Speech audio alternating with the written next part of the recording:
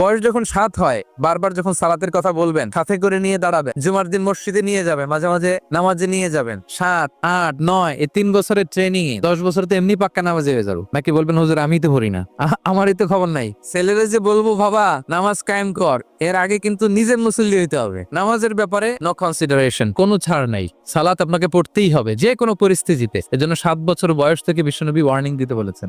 10 বছর বয়স হলে প্রয়োজনে রূঢ় আচরণ করো, শাসন করো, প্রয়োজনে মৃদু প্রহার করো। অনেক ফ্যামিলি আছে নিজেও নামাজি, ছেলে মেয়েদেরকেও নামাজের কথা বলে পড়ায়। জোহর পড়তে দেয়, আসর পড়তে দেয়, মাগরিব পড়তে দেয়, এশা পড়তে দেয়, ফজর পড়তে দেয় না। ফজর নিয়ে টেনশন নাই। কেন?